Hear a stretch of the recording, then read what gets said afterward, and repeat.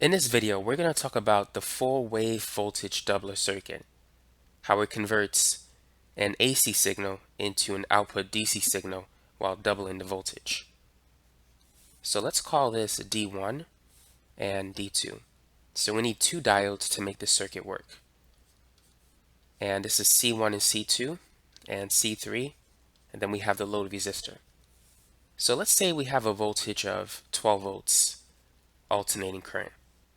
And we're going to use a germanium diode as opposed to a silicon diode because the voltage drop is 0.3.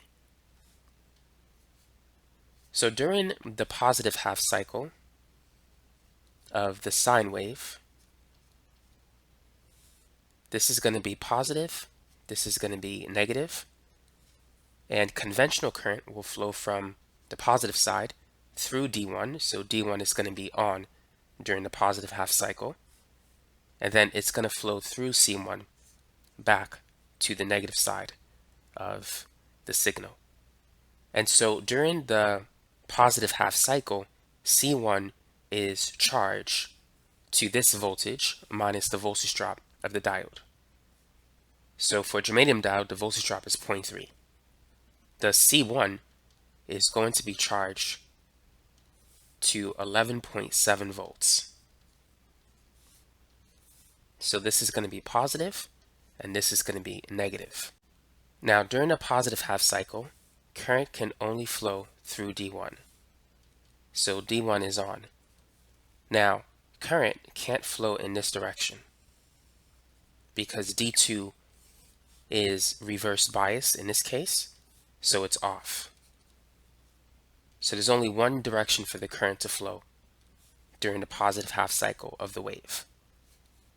Now, during the negative half cycle, this side is going to be positive and the other side is going to be negative. So current is going to flow in this direction. Now, it's not going to go through C1 because D1 is going to be in reverse bias mode. So during the negative half cycle, D1 is off. So it won't affect C1. Instead, during the negative half cycle, it's going to flow here, charge C2, flow through D2, and then back to the negative side. So during the negative half cycle, D2 is on, but D1 is off. And C2 is being charged by the 12 volt AC signal during the negative half cycle. So this is going to be positive, this is going to be negative. This diode will have a voltage drop of 0.3. So C2 will be charged to 11.7 volts. So if this is the ground and we assign it a voltage of 0, this point is at 11.7 volts, and this point is going to be at twice that voltage. So 11.7 times 2, that's going to be 23.4 volts. So C3 will also be charged to that voltage because C1 and C2 combined, they can both collectively charge up C3. So thus the voltage across the load resistor is 23.4 volts.